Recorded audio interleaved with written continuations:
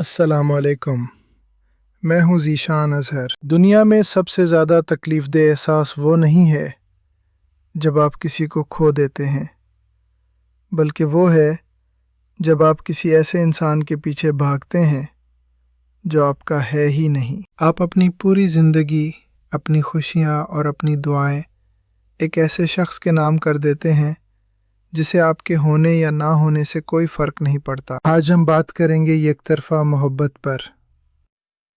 کیوں اسے ایک خاموش نفسیاتی اذیت کہا جاتا ہے؟ کیسے یہ آپ کی خود اعتمادی کو قتل کر دیتی ہے؟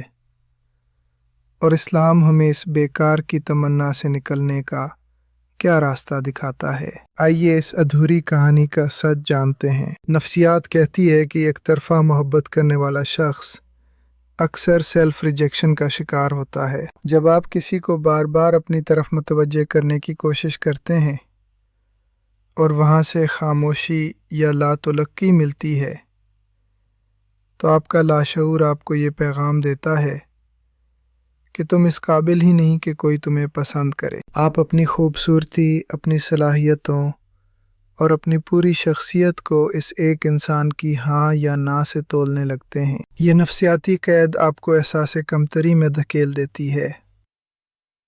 آپ اس انسان کو دیوتا بنا لیتے ہیں اور خود کو اس کے قدموں کی خاک۔ یاد رکھیے، اللہ نے آپ کو اشرف المخلوقات بنایا ہے، کسی کی توجہ کی بھیک مانگنے والا فقیر نہیں۔ یک طرفہ محبت میں انسان حقیقت میں نہیں بلکہ اپنے تخیل میں جی رہا ہوتا ہے۔ آپ اس شخص کے ساتھ اپنی پوری زندگی کے منصوبے بنا لیتے ہیں، جبکہ اسے شاید آپ کا نام بھی ٹھیک سے معلوم نہ ہو۔ اسے میل اڈیپٹیو ڈے ڈریمنگ کہا جاتا ہے۔ آپ اپنا قیمتی وقت، اپنی پڑھائی اور اپنا کیریئر اس امید پر ضائع کر دیتے ہیں کہ شاید کبھی اسے احساس ہوگا۔ لیکن سچ یہ ہے کہ محبت زبردستی پیدا نہیں کی جا سکتی۔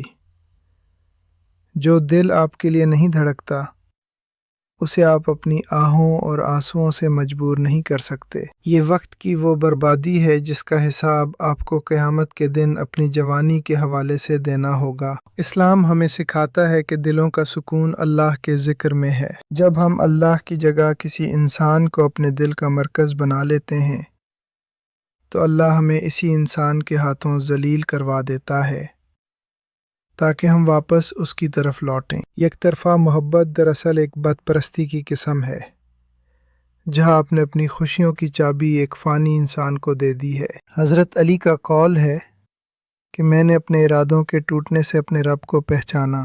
شاید آپ کی یہ یک طرفہ محبت اس لیے ناکام ہوئی تاکہ آپ کا ٹوٹا ہوا دل صرف اپنے خالق سے جڑے، جو کبھی آپ کو اکیلا نہیں چھوڑتا۔ میرے دوست، اپنی عزت نفس کو پہچانیں۔